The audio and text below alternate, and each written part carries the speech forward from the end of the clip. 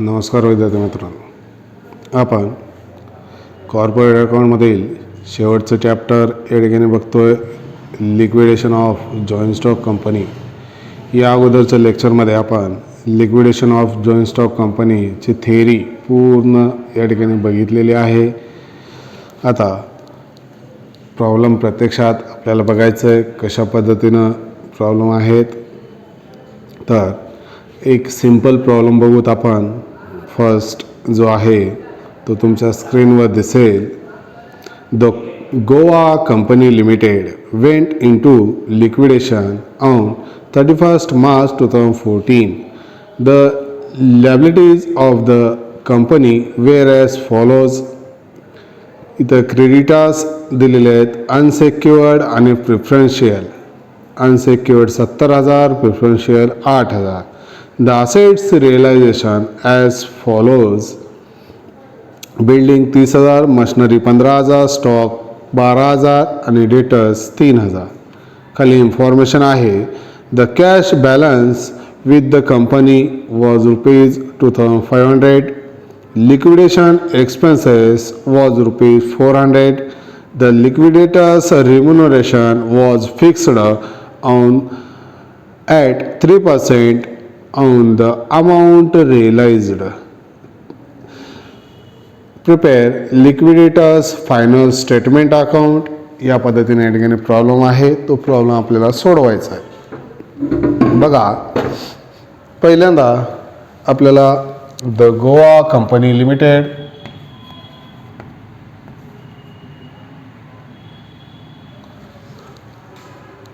Goa company limited मध्ये liquidators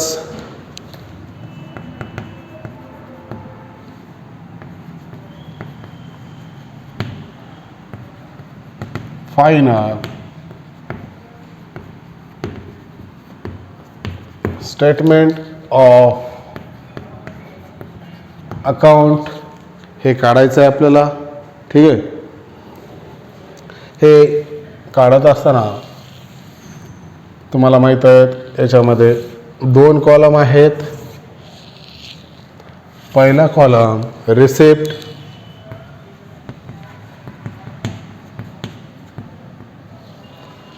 rupees, आणि दुसरा कॉलम आहे पेमेंट, रुपीज. ठीक आहे. रिसिप्ट साईडला पहिला आयटम्स या ठिकाणी कोणता येतो, हा जो फॉर्मॅट आहे तो पाठ करायचं बरं का तुम्हाला. रिसिप्टला पहिला आयटम या ठिकाणी कॅश बॅलन्स येतं, दुसरा आयटम असेट्स रिअलायझेशन येतं, तिसरा आयटम कॉल इन एरियस येतं, आणि चौथा आयटम कॉल ऑन शेअर्स हे येतं. तर तिकडं पेमेंट साईडला पहिल्यांदा सेक्युअर क्रेडिटर्स, त्यानंतर कॉस्ट ऑफ लिक्विडेशन, त्यामध्ये रिम्युनरेशन आणि एक्सपेन्सेस हे 2 आयटम, हे 2 नंबर झाले. त्यानंतर प्रिफरन्शियल क्रेडिटर्स येतं, त्यानंतर डिबेंचर येतं, त्यानंतर अनसेक्युअर क्रेडिटर्स येतं, त्यानंतर रिफंड ऑफ कॅपिटल मध्ये प्रिफरन्स शेअर्स कॅपिटल आणि इक्विटी शेअर्स कॅपिटल या पद्धतीने या ठिकाणी येतं. ठीक आहे. हे सर्व व्यवस्थितरित्या पाठ करून टाकायचं. मग पहिल्यांदा रिसिप्ट साईड कंप्लीट करून घ्यायची, जेणेकरून आपल्याला पेमेंट करता येईल. ठीक आहे. आपल्यापाशी आहे किती त्याच्यावरच आपण या ठिकाणी पेमेंट करू शकतो. म्हणून अगोदर पेमेंट साईड न करता अगोदर रिसिप्ट साईडपाशी आपल्याला भांडवल किती आहे हे कळतं, आणि त्याच्यावरून आपण रक्कम देत जातो. ठीक आहे. मग पहिलं या ठिकाणी टू कॅश बॅलन्स किती सांगितले. कॅश बॅलन्स प्रॉब्लेममध्ये 2,500. त्यानंतर टू सेकंड आयटम कोणता आहे, रिअलायझेशन ऑफ असेट्स,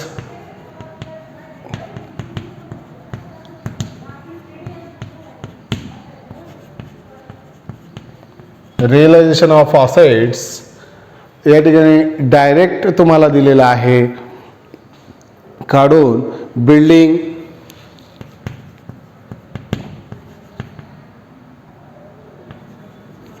बिल्डिंग किती दिले 30,000 रुपये. त्यानंतर नेक्स्ट आयटम कोणता आहे मशनरी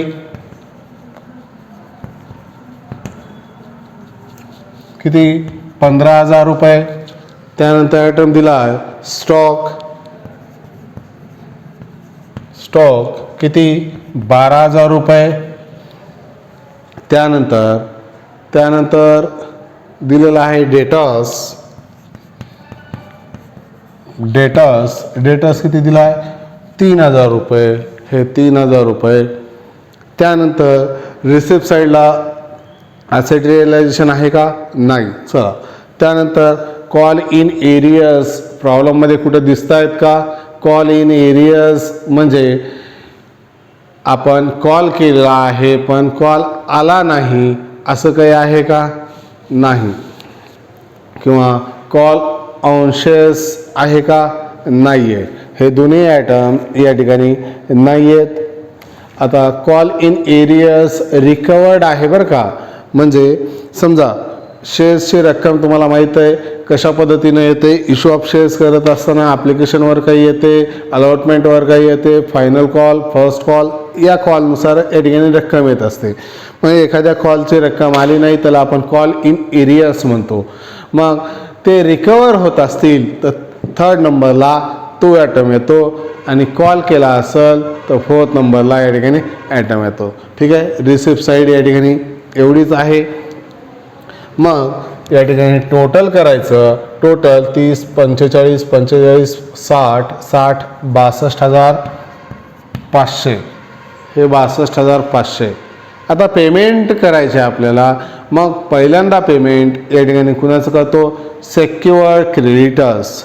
या ठिकाणी सेक्युअर्ड क्रेडिटर्स आहे का दिले का तुम्हाला नाही दिलं. 2nd नंबरला कोण आहे liquidation. Cost of liquidation by cost of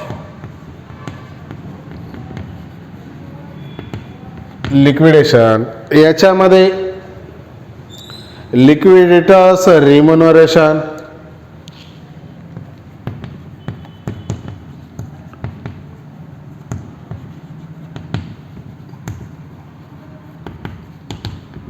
आता लिक्विडेटर्स रिम्युनरेशन तुम्हाला प्रॉब्लेममध्ये सांगितलं बघा. Liquidation expenses was ₹400 and the liquidators remuneration was fixed 3% on amount realized. हे याच्यामध्ये 1 नंबर आहे 3% ऑन अमाऊंट रिअलाइज्ड. आता अमाऊंट रिअलाइज किती झालेली आहे या ठिकाणी तर या ठिकाणी तुम्हाला दिले बघा the assets realised as follows. हे अमाऊंट रिअलाइज किती झाले आहे 60,000 रुपये. मग 60,000वर 3% काढा. या ठिकाणी सायंत्रिक 1,800 रुपये या ठिकाणी लिक्विडेटर्स रिम्युनरेशन झालं. आता नेक्स्ट आयटम याच्यामध्ये कोणता आहे लिक्विडेशन एक्सपेन्सेस. आपल्याला डायरेक्ट काढून दिलेला आहे किती 400 रुपये 400 रुपीज या ठिकाणी सांगितलेलं आहे. पहिल्यांदा पेमेंट कशाचं करायचं आहे सेक्युअर क्रेडिटर्स. त्यानंतर कॉस्ट ऑफ लिक्विडेशनमध्ये हे 2 आयटम येतात. ठीक आहे. आता त्यानंतर पुन्हा कशाचं पेमेंट करायचं आहे प्रिफरन्शियल क्रेडिटर्स. बरोबर प्रिफरन्शियल क्रेडिटर्स म्हणून बाय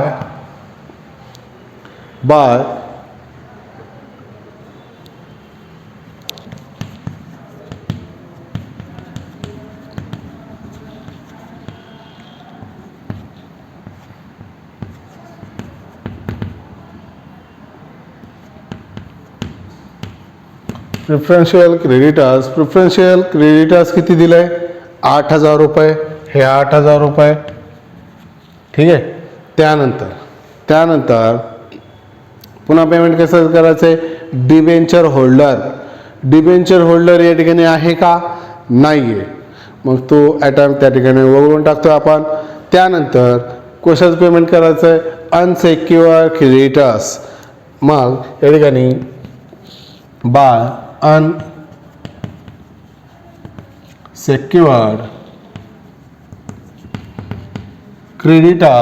अनसेक्युअर्ड क्रेडिटर्स किती आहे? 70,000 रुपये. हे 70,000 रुपये आपण देऊ शकतोय का? अनसेक्युअर क्रेडिटर्स 70,000 रुपये आपल्यापाशी आहेतच 62,500. 62,500 मधून हे 8,000 पेमेंट केलं, पुन्हा हे 1,800 पेमेंट केलं आणि पुन्हा हे 400 पेमेंट केलं. तर मग 62,500 मायनस 8,000 रुपये तर करा किती? 54,500. 54,500 मधून 1,800 आणि 2 400 2200 मायनस करा तर किती होईल? 54,500 मधून 2200 मायनस करा तर या ठिकाणी 52,300 राहील. 52,300 हे 52,000 रुपये 300 या ठिकाणी आपण पेमेंट करतोय अनसेक्युअर क्रेडिटर्सला. आता जर अनसेक्युअर क्रेडिटर्स 70,000 पेमेंट केलो असतो तर 100% असतं, बरोबर? 100% त्याचं पेमेंट झालं. आता आपल्यापाशी आहेतच किती? 52,300 त्याला देऊन टाकलेत. मग हे किती टक्के? तिरपा गुणाकार करायचा. 52,300 गुणिले 100 भागिले 70,000 तर तुमचं किती येतं? 74.7% या ठिकाणी पेमेंट होतंय. म्हणून या ठिकाणी ब्रॅकेटमध्ये पेमेंट ॲट 74.7% हे एकदा काढून बघायचं 4 आहे का 7 आहे. ठीक आहे. 74.7 या पद्धतीनं या ठिकाणी मग हे या ठिकाणी तुमचं टोटल 62,500 टॅली होऊन जाईल. लक्षात येतंय? पहिल्यांदा रिसिप्ट साईड काढायची. रिसिप्ट साईडचं भांडवल किती आहे बघायचं. मग ते भांडवल घेऊन आपल्याला पेमेंट करायचं आहे. मग अगोदर कुणाला द्यायचं, नंतर कुणाला द्यायचं, त्याच्यानंतर कुणाला द्यायचं, त्याच्यानंतर कुणाला द्यायचं, त्याच्यानंतर कुणाला द्यायचं, या पद्धतीनं. ठीक आहे. मग हे बघत असताना आपलं पेमेंट जिथपर्यंत पुरतं, समजा 100 रुपये आहेत, 100 रुपये आहेत, आपल्याला 10-10 रुपये प्रत्येकाला वाटायचे. 12 जण आहेत. मग त्यांचा क्रम लागलेला आहे. प्रत्येकाला या ठिकाणी वाटू आपण. मग त्या क्रमाने या ठिकाणी वाटतो. 11व्याला आपले पैसेच पुरणार नाहीत किंवा माझ्यापाशी 95 रुपयेच आहेत. प्रत्येकाला 10 रुपये द्यायचेत आपल्याला. मग 9 जणांना 10-10 रुपये जातील आणि 10व्याला 10 रुपये द्यायचे पण माझ्यापाशी 5च रुपये आहेत. मग त्यावेळेस काय करणार? नाही, जेवढे आहेत तेवढे. हां, चल घे 5 रुपये घे, सरका बाजूला. या पद्धतीनं म्हणजे लिक्विडेशनचं या पद्धतीनं आहे. तो क्रम लक्षात ठेवायचा. पहिल्यांदा सेक्युअर क्रेडिटर्स, त्यानंतर कॉस्ट ऑफ लिक्विडेशन, त्यानंतर प्रिफरन्शियल क्रेडिटर्स, त्यानंतर डिबेंचर होल्डर, त्यानंतर अनसेक्युअर क्रेडिटर्स, त्यानंतर रिफंड ऑफ कॅपिटलमध्ये पहिल्यांदा प्रिफरन्शियल होल्डर, त्यानंतर इक्विटी शेअर्स होल्डर. ठीक आहे. या पद्धतीनं हे आहे. धन्यवाद.